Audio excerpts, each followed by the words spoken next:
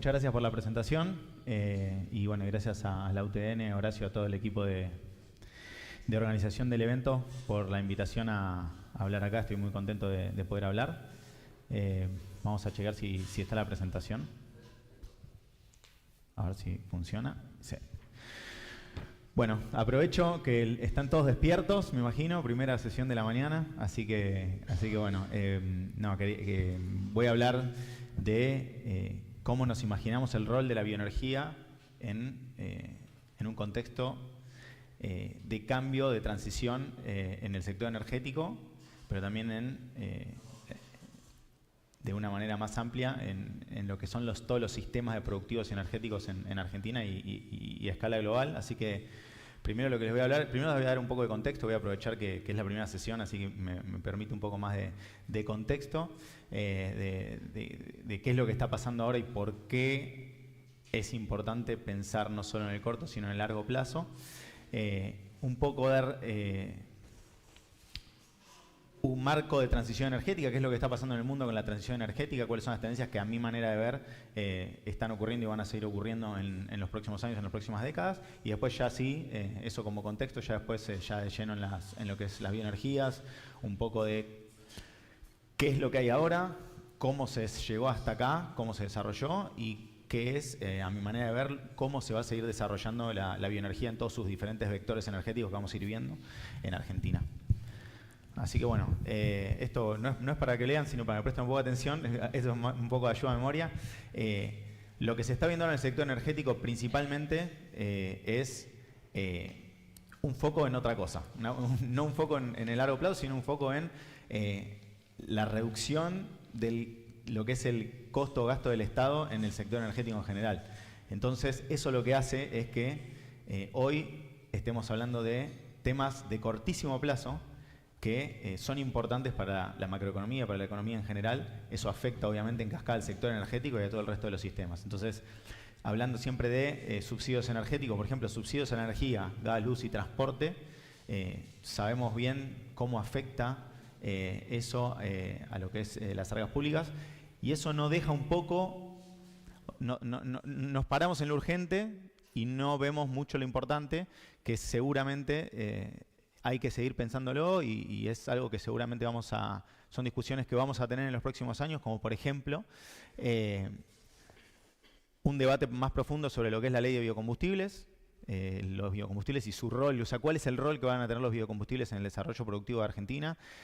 Hoy tenemos una ley nueva, pero bueno, hay mucha, las principales provincias productoras de biodiesel y bioetanol principalmente, está en boca de todos una discusión, ¿no? Hace falta una discusión de hacia dónde vamos a ir con el tema de, o sea, qué rol van a tomar los biocombustibles a partir de ahora en Argentina. Y no solo eso, sino porque yo mucho no voy a hablar de biocombustibles, porque bueno, hay otros ponentes que seguramente saben mucho más que yo de biocombustibles, lo que es biodiesel y bioetanol, pero sí tocando lo que es biometano o otros vectores energéticos asociados como biocombustibles que no están hoy en la ley de biocombustibles, pero probablemente vale la pena discutirlos. Y lo que es la ley de energías renovables. Es un poco más urgente porque las metas vencen el año que viene, en 2025.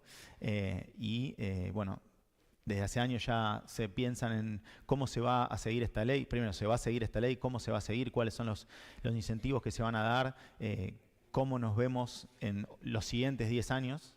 Ya cumple 10 años la ley, por lo cual, ¿cómo nos vemos en los siguientes 10 años? Y bueno, son discusiones de planificación estratégica de largo plazo que, más allá del contexto, está bueno que todos las tengamos presentes como para, no ahora mismo, porque estamos con lo urgente, pero sí saber que quedan discusiones pendientes que seguramente van a afectar muchísimo y tienen muchísimo efecto en lo que es el desarrollo productivo, en cómo vemos la matriz energética en el futuro, ni hablar de descarbonización.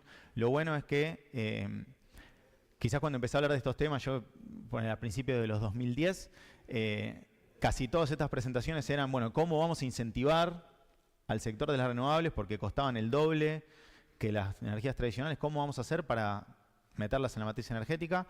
Por un tema ambiental, por un tema, digamos, de metas de cambio climático. Hoy ya prácticamente toda la presentación estaba centrada en temas de mercado, en temas de tendencias, o sea, ya no en proyecciones de lo que queremos que sea, sino en, digamos, tendencias de mercado reales. Estos 15 años fueron súper disruptivos para el sector, como todos saben. Así que bueno, eso es algo importante, ¿no?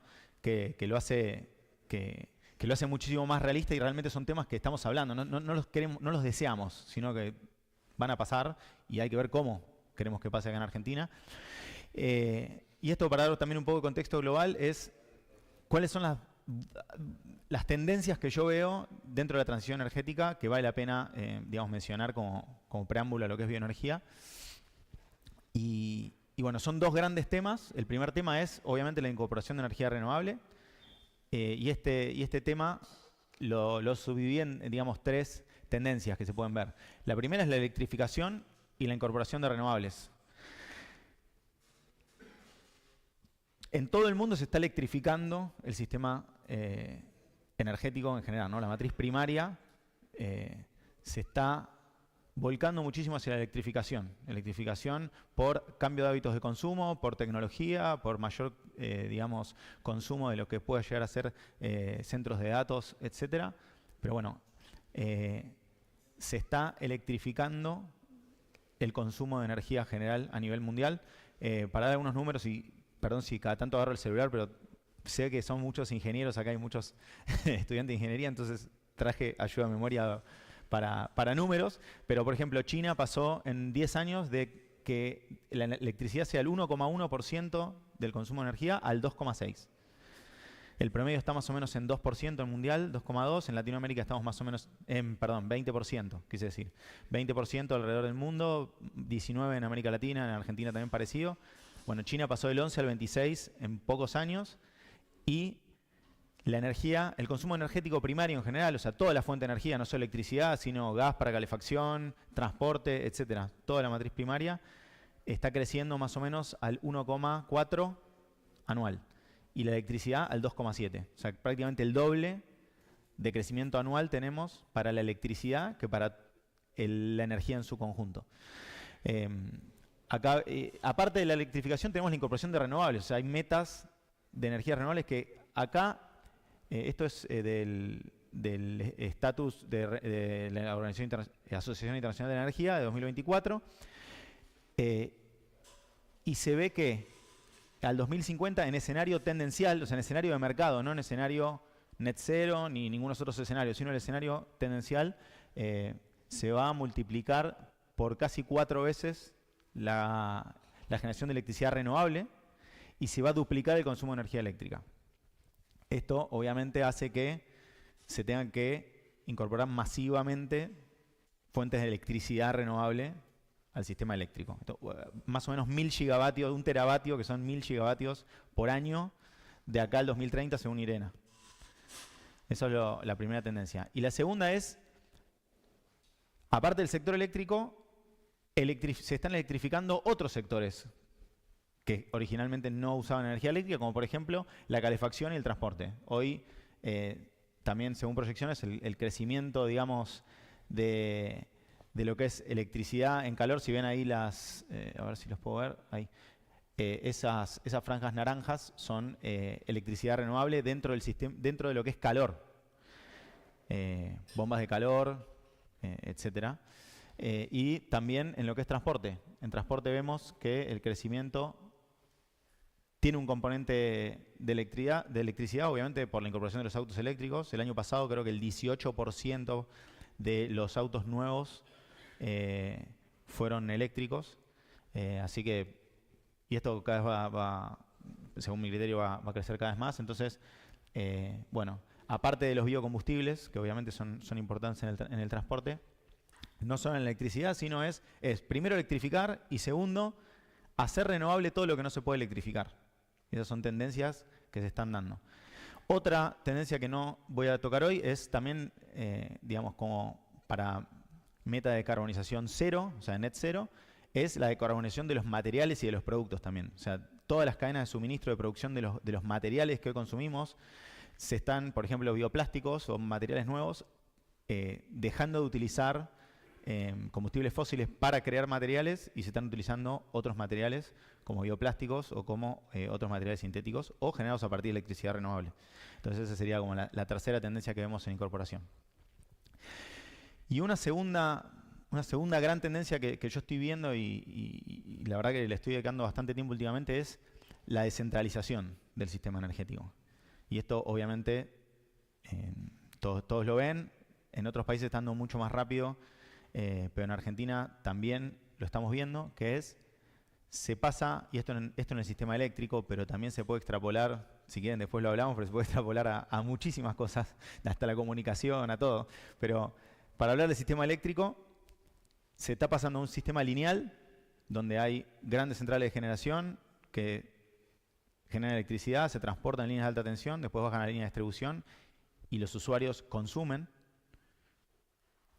a un sistema distribuido donde, primero, el usuario ya no es usuario, sino que es usuario generador. O sea, se genera su propia energía, buscando autosuficiencia, buscando independencia, buscando evitar costos futuros. Y el sistema de distribución cuenta con otros recursos como para que el sistema sea cada vez más digamos, interconectado digitalmente, digamos, sea más inteligente de alguna manera y se pueda conectar de uno al otro. Como por ejemplo, baterías, tanto baterías adentro de las casas como baterías dentro de las líneas, que en otros países ya están ocurriendo, y dentro de las empresas o de las industrias. Las industrias, mucha autogeneración en las industrias. Los vehículos eléctricos, cuando se vengan, los vehículos eléctricos son una batería con ruedas, por lo cual también cuando se corte la luz y tengas tu auto eléctrico conectado a tu casa, vas a poder tener luz si tenés cargado el auto eléctrico. Obviamente siempre con una necesidad de sistemas centralizados. No es que los sistemas centralizados van a dejar de aparecer, o las líneas de transmisión van a dejar de aparecer, o van a dejar de existir, o van a dejar de tener sentido, pero las líneas de transmisión ya no van a ser medios para transportar la electricidad del generador al consumidor, sino que van a ser aliviadores de buffers, como conexiones, interconexiones nacionales. Se habla mucho de interconexiones regionales. Sí, obviamente, tiene sentido. La descentralización hace que no tenga sentido, eso no, nada que ver. Eso es para aliviar buffers, para aliviar, digamos, estacionalidad, clima, etcétera, donde hay un país que tiene mucha hidro, otro país que tiene sequía. Bueno, obviamente tiene lógica que vaya, pero bueno, más como tema de reserva o de buffer que como transportar la energía que necesito. Eso es una tendencia que se está dando, que a mi criterio se va a dar muchísimo más rápido de lo que pensamos en los próximos 10 años o 2 décadas, y va a generar nuevos modelos de negocios, nuevos servicios, puntas de línea, servicios de estabilización de tensión, bueno, abastecimiento general, plantas virtuales, etcétera. Y esto tiene mucho que ver, o sea, los beneficios de esta descentralización tienen mucho que ver con lo que voy a hablar ahora, que es la bioenergía. ¿Por qué? Porque son sistemas que se crean para promover la independencia energética, el autoconsumo, la seguridad energética. ¿Qué pasa si se corta? ¿Qué pasa? O sea, tengo que traer, si se corta una línea. ¿Qué pasa si yo estoy en una línea rural, en punta de línea, y bueno, la tensión es malísima, se me corta todo el tiempo? Bueno, todas esas cosas son las que hacen que la bioenergía seguramente va a formar parte de ese futuro, y por eso yo considero que los proyectos de bioenergía pensados como proyectos de medio mega hasta 5 mega para biogás y bueno, un poco más para lo que es biomasa sólida, pero ese tipo de proyectos, no hay proyectos de 600 mega o plantas nucleares de bioenergía. Eso sí es lo que considero que va a tener un rol importante. Acá, como para ya bajar al tema bioenergético, esto es de 2019, pero tuve que actualizar los números ahí porque la verdad que creció bastante la participación en la matriz de lo que es bioenergía, principalmente en electricidad y transporte.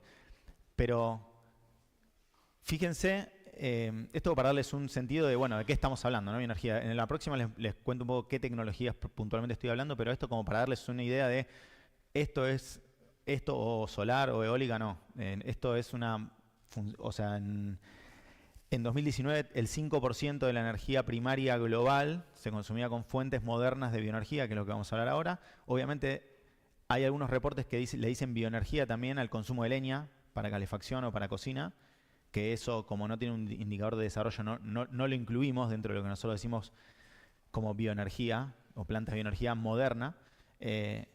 Obviamente lo que es biomasa tradicional está concentrada en lo que es calefacción y cocción, como les dije, como ven ahí, 20,7% de la matriz. Pero fíjense cómo la bioenergía está presente no solo en la electricidad, sino en todos los usos finales de la energía primaria, ¿no? Lo que es calefacción en edificios, calefacción-cocción, lo que es calor industrial o de procesos, con un 6%, este es, digamos, es su componente mayor, y después alrededor de un 4% en lo que es transporte. Obviamente acá el biocombustible líquido es prácticamente el 100%, muy cerca del 100%, y en electricidad, también bioelectricidad, el 4% de la matriz eléctrica.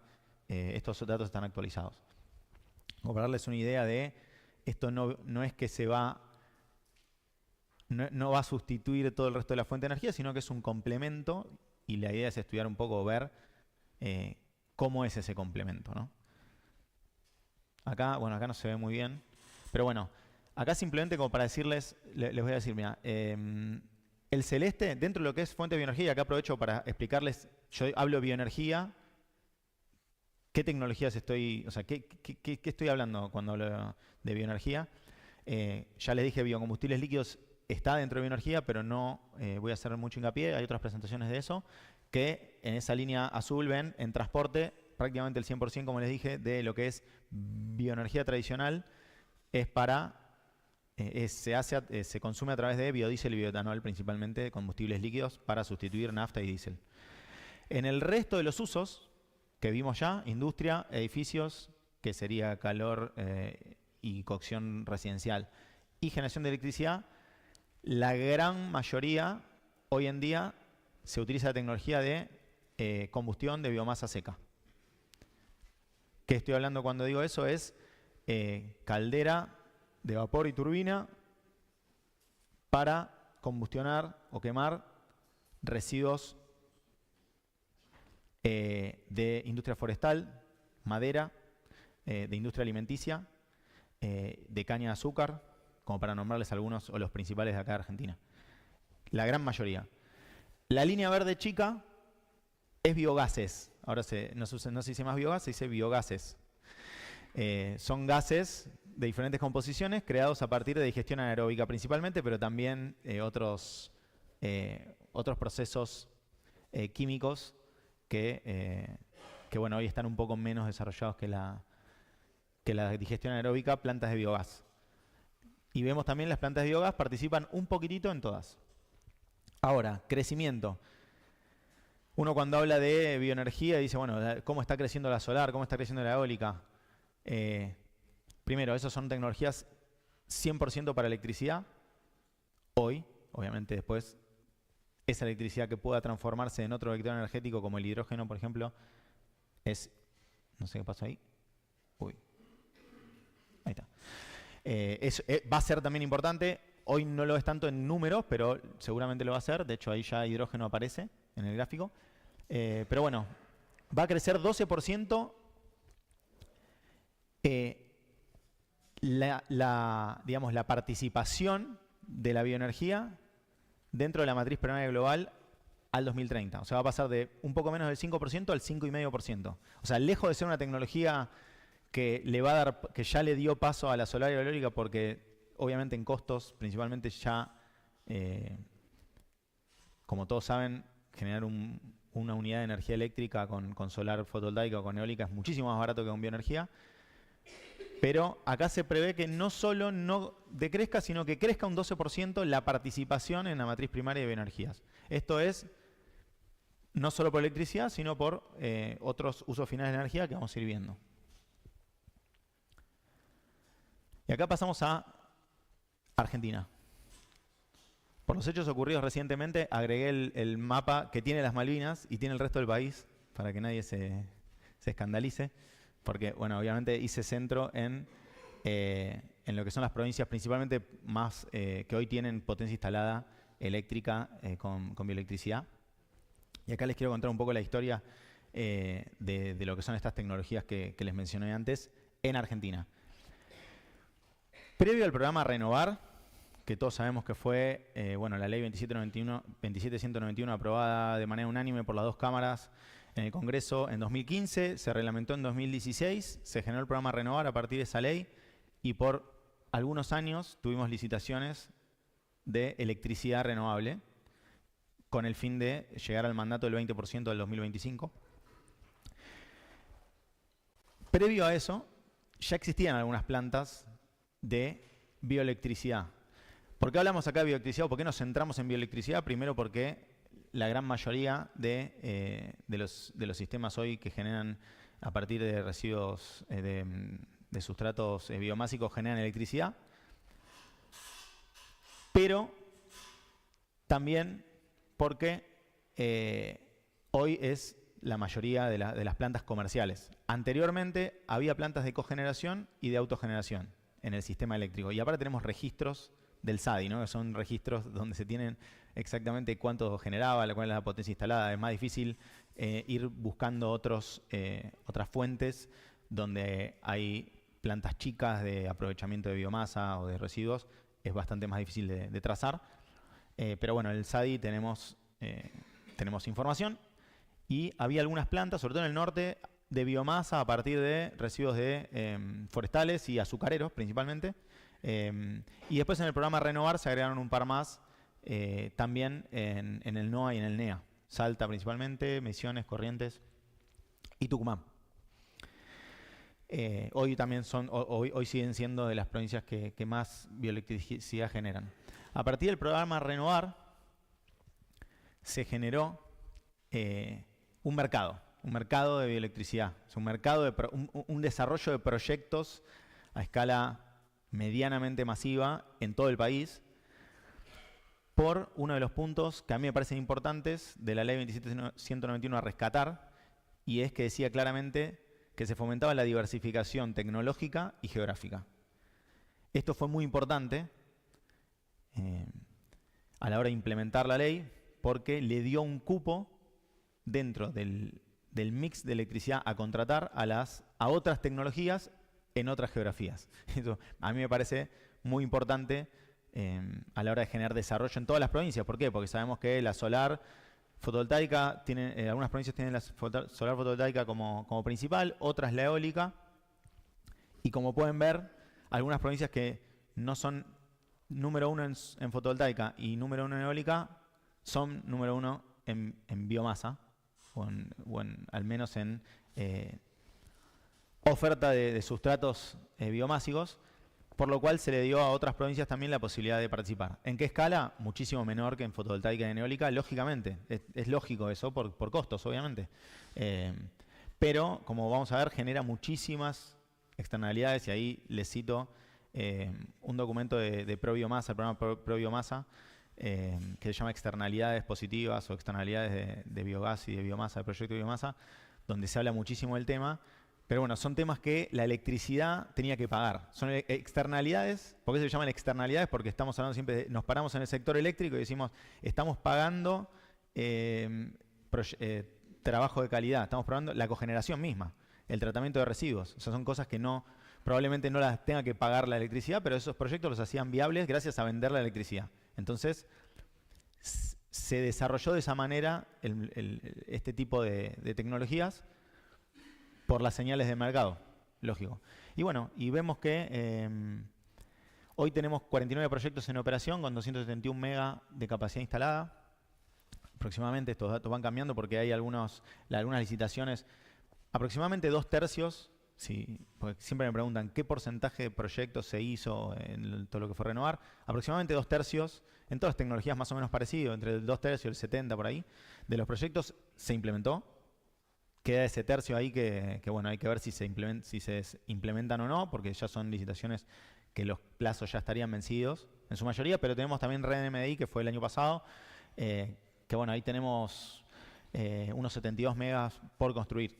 O sea que todavía tenemos pipeline y esperamos, si bien como ven acá, en la evolución de la generación, en los últimos 2-3 años hubo una meseta, por esto que les digo, los programas de renovar, los proyectos de renovar se fueron implementando, se fueron conectando, y en los últimos años ya los que no se conectaron probablemente tengan algún tema, y no había nuevas licitaciones. En 2023, con REN-MDI, se volvió a armar pipeline de proyectos, por lo cual ahora también hay varias plantas en operación.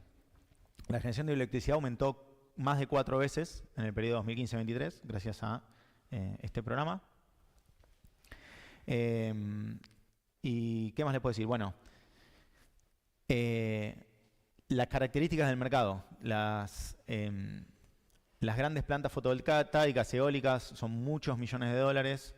Hay muchas empresas, digamos, del rubro energético o eléctrico que invirtieron en estas plantas, sean nacionales o sean extranjeras, y pocos proyectos con fondos locales o fondos de otras industrias, si bien hay.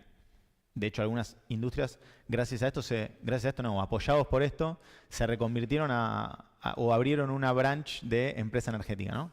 Caso MSU, varios casos.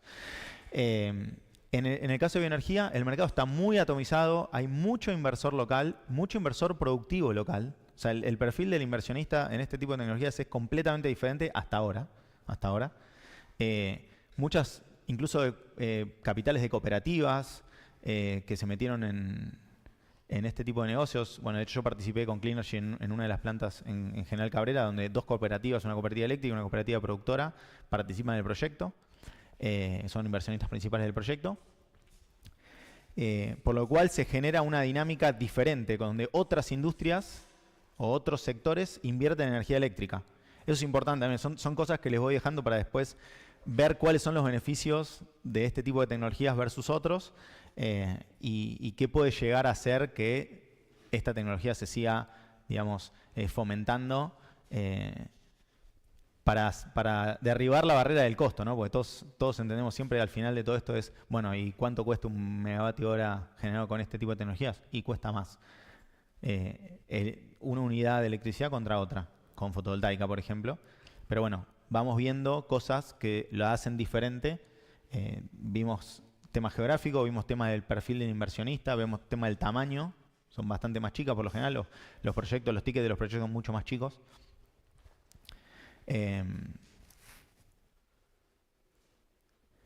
Y bueno, y acá ya hablando un poco más y muchos temas, espero dejar tiempo para consultas o incluso para comentarios. ¿Cuáles son las oportunidades de crecimiento o cómo yo veo que puedan llegar a seguir creciendo las bioenergías en Argentina y en el mundo, pero en Argentina estamos hablando ahora? Y lo primero que les digo es, si bien hay mucho potencial, probablemente lo que es energía eléctrica pura sea más difícil a partir de ahora, excepto que haya obviamente una nueva ronda de licitaciones, PPAs de 20 años, o sea, contratos a largo plazo de 20 años, con tarifa diferenciada, clave. Lo bueno es que aunque no haya eso, o sea, si hablábamos hace 10, 15 años, si no había eso era muy difícil pensar siquiera en algún proyecto de este tipo para generación eléctrica. Hoy lo estamos viendo, de a poco hay proyectos que se siguen desarrollando sin señales de que haya una licitación de largo plazo con tarifa diferenciada. ¿Por qué? Bueno, acá le puse como vuelta a los orígenes. ¿Se acuerdan que les dije? Los primeros proyectos fueron aprovechamiento de sustratos locales de una empresa productora, por ejemplo, forestal o un ingenio azucarero, para hacer generación propia, y no solo generación de electricidad, sino cogeneración, también calor. O sea, procesos que necesiten calor en este tipo de, o sea, todas las tecnologías que vimos, combustión de biomasa seca, digestión anaeróbica, etcétera, tienen una cogeneración, componente de generación de calor también, no solo electricidad, que si es aprovechable, obviamente, no le vas a pedir a la electricidad que te pague el costo. También le vas a pedir un poco al calor. Y más aún, cuando vemos proyectos off-grid o en el cual la línea de distribución está lejos o es caro de conectarlo, y entonces ahí ya juega otra cuenta, cuánto me cuesta conectarlo a la red de distribución y cuál es el costo del megavatio hora en la red de distribución, hoy y en el futuro. Agregamos un poco de riesgo, generar energía en tu sitio a un precio determinado con una inversión de capital y después que se vaya repagando con ahorros, es un poco más, digamos, tiene otro color, es un poco más segura. ¿Qué más? Bueno, estabilidad de la red también lo que hablamos. Tema de la descentralización, estabilidad de la red, puntas de línea, proyectos de punta de línea. De hecho, el proyecto en Cabrera también está en una punta de línea, una línea de 33 kV rural,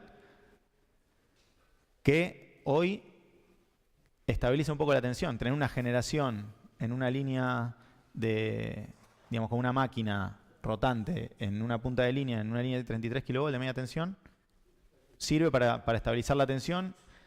Y igualmente se corta por otros motivos, pero ayuda por lo menos a que la tensión, digamos, que le baja a los consumidores sea un poco más estable en este caso. Y después, lo que dijimos al principio, los subsidios, digamos.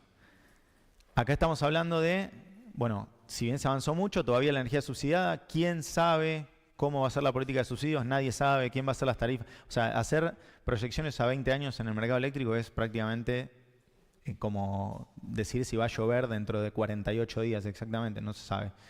Más o menos hay tendencia, no podemos saber ni subsidio, o sea, no podemos saber mucho. Sí sabemos cuánto nos va a costar si hacemos una de estas plantas. Obviamente tiene un componente operativo que también tiene riesgo, pero se disminuye muchísimo el riesgo en el sentido de que la inversión es mayormente inversión de capital y después se va repagando el capital con la energía eléctrica. Entonces se tiene un poco más de certidumbre y eso para el residencial quizás no afecta tanto, pero para el industrial que está planificando producción y costos es importante también el riesgo. No solo el número de cuánto me cuesta, sino también digamos, no la media, sino la varianza también. ¿Cuánto me puede costar, más o menos, en 5 o 10 años? Que es muy difícil. Y una cosa muy importante es el tema de los residuos. Estamos viendo cómo hacer viable, o sea, ¿por qué es viable, sigue siendo viable en algunos casos la bioelectricidad? Porque el tratamiento, porque mucha de la energía que se genera a partir de tratamiento de residuos. Y esos residuos se espera, pero ya se ve algo, que sean un poco más caros, difíciles o complicados de transportar, de tratar y de disponer.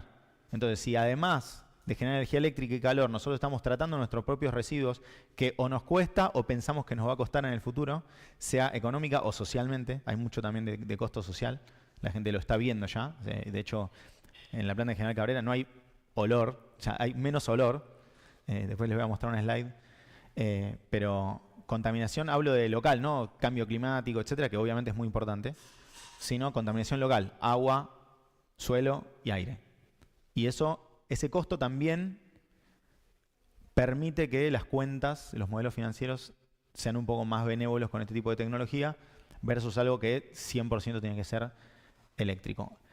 Acá les dejo una tabla de potencial. Bueno, como potencial de biogás, esto es de también un reporte de FAO del programa Pro Biomasa del 2019, donde es muy importante, está buenísimo, que es el potencial de biomasa y de biogás disponible en Argentina, una cuenta muy bottom-up, o sea, yendo tipo de biomasa por tipo de biomasa y después haciendo una cuenta grande y te da un número gigante de cuántas toneladas equivalentes de petróleo tenemos de potencial de bioenergía.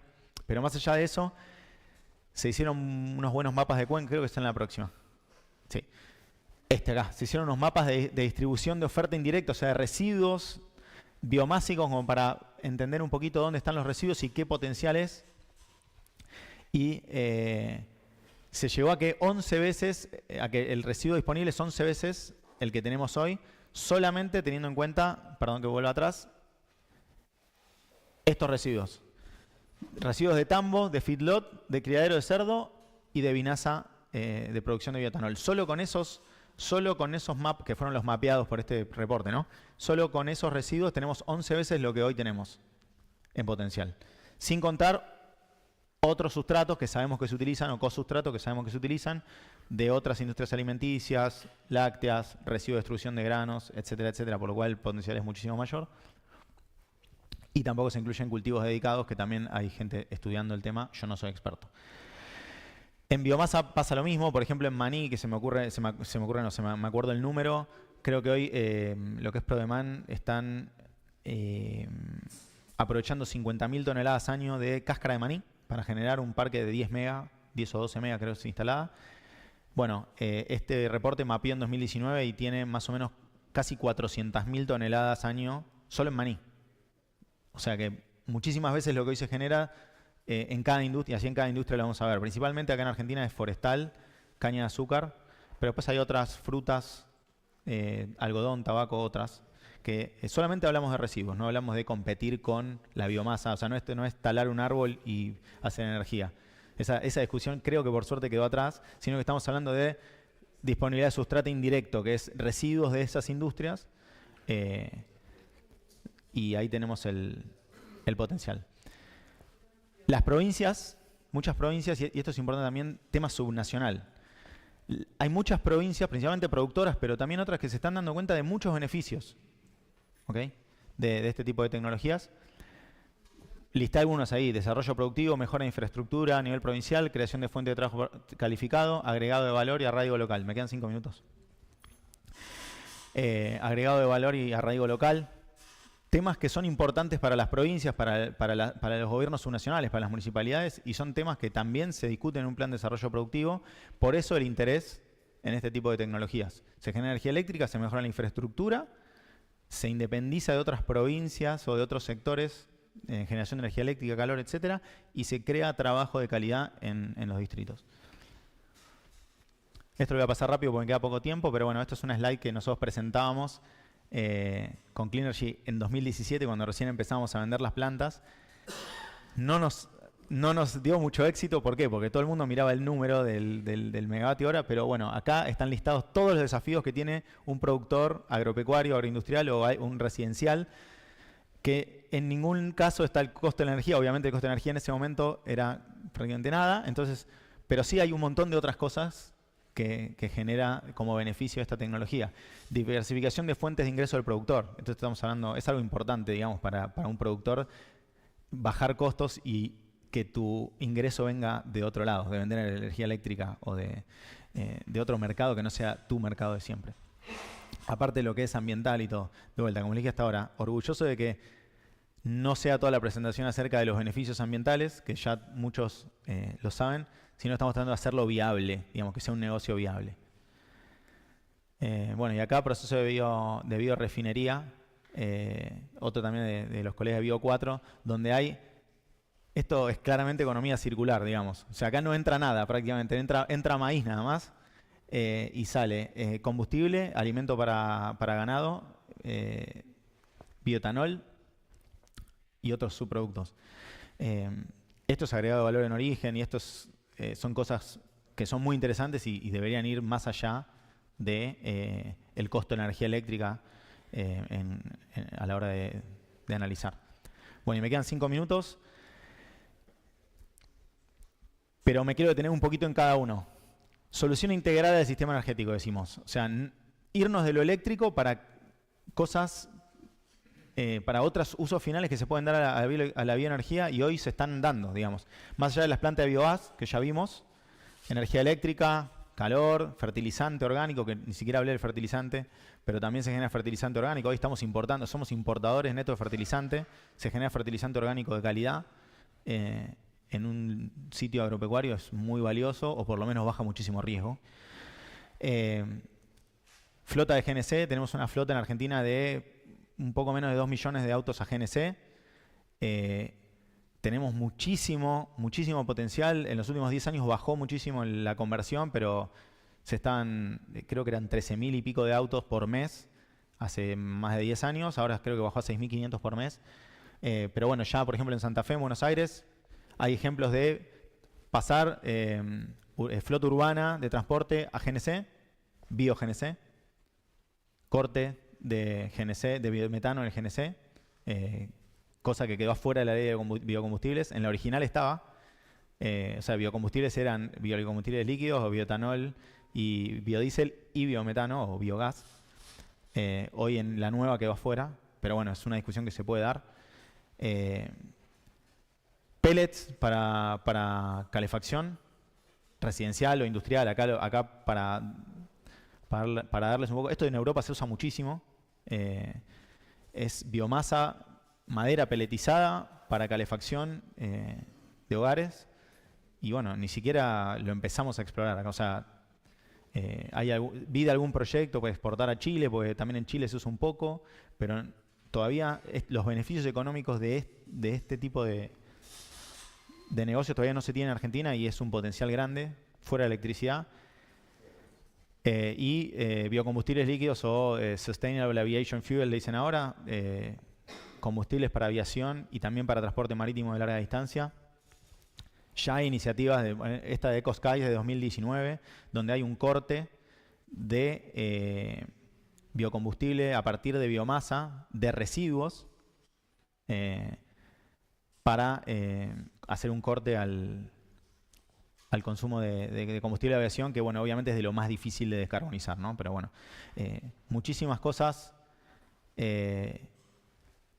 quedan fuera de la electricidad y que nos hacen pensar que tiene muchísimo por crecer este sector. Y acá les dejo como última slide un poco lo que es la economía circular. Ya lo vimos muchísimo en la economía circular a lo largo de toda la presentación, pero bueno, ven acá, toda esta parte es el circuito biológico de materiales. Nosotros como mensajes, nosotros pensamos mucho de este lado, pensamos mucho cómo reciclar, reducir uso, electrónicos, papel, botellas. Y toda la parte biológica, eso es prácticamente la mitad, 45% de los residuos que hoy se generan, por ejemplo, en la Ciudad de Buenos Aires son orgánicos. Y bueno, este tipo de proyectos de tecnologías también ayuda a hacer una economía circular del lado biológico. Así que bueno, estos son unos puntos finales, pero creo que no tengo más tiempo, así que quiero dejar tiempo para preguntas. Bueno, espero que les haya interesado y bueno, bienvenidas a las preguntas. Muchas gracias.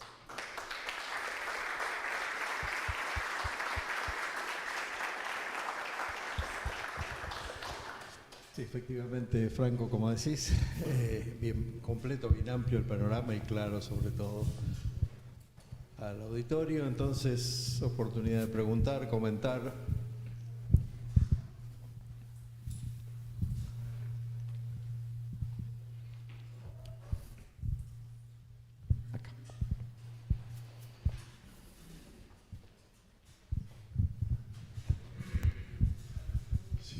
Muy interesante la presentación. Una consulta respecto del uso del biogás para como GNC, para la flota de micro que comentaste que ya se está usando.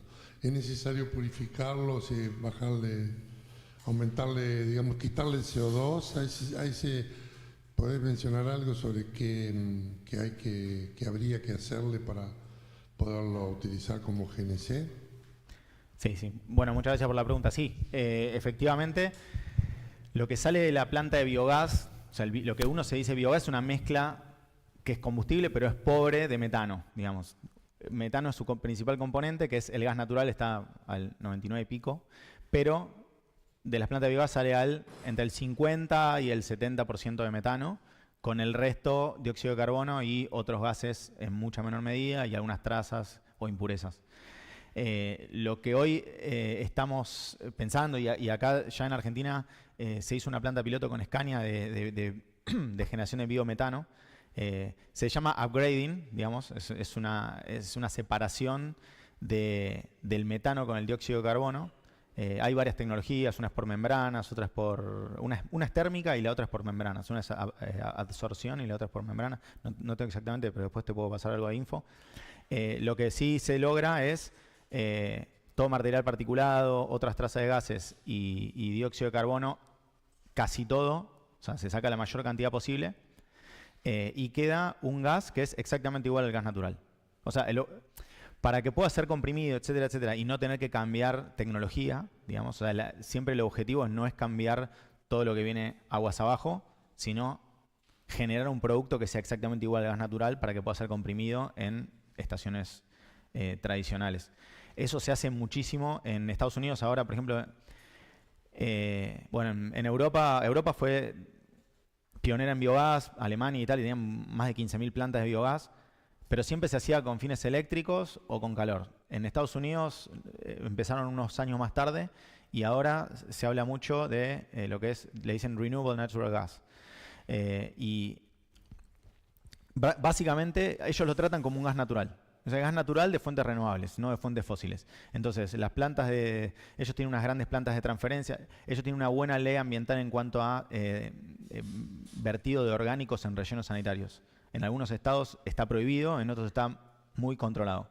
Entonces, ¿qué se generó? Estaciones de transferencia donde se separan los orgánicos y los otros materiales. Los orgánicos los tratan con plantas de biogás, diferentes tecnologías, generan el biogás y en el mismo sitio le hacen el upgrading a biometano. Y venden el biometano.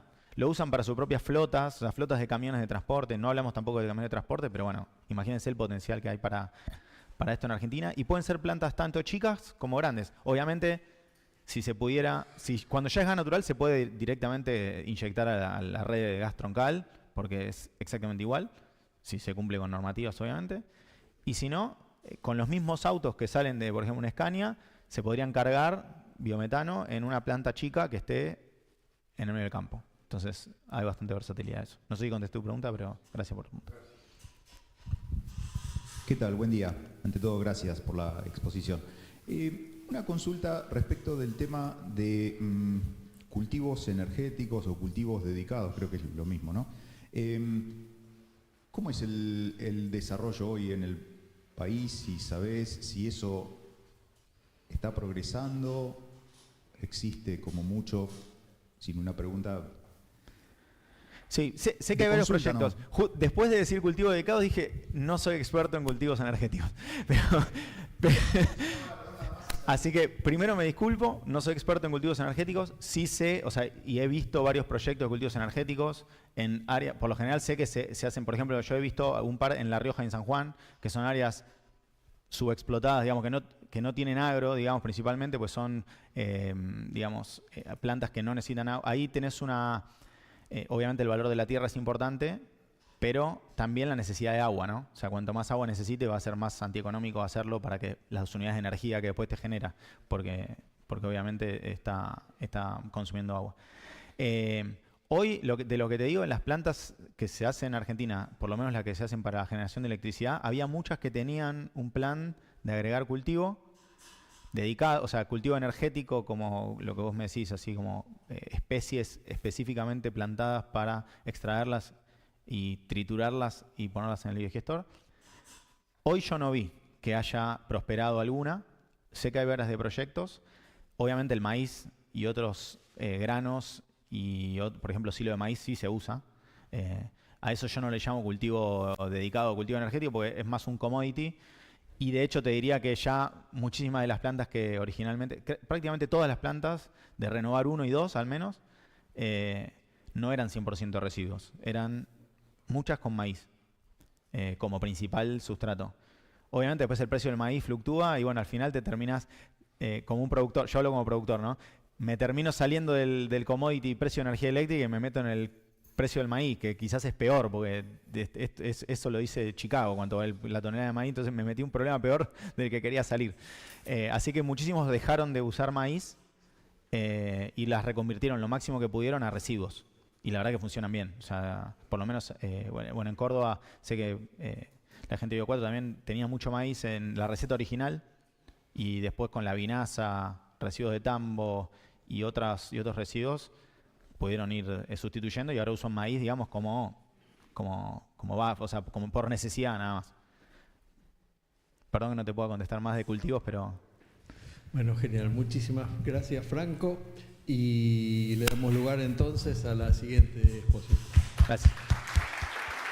Gracias.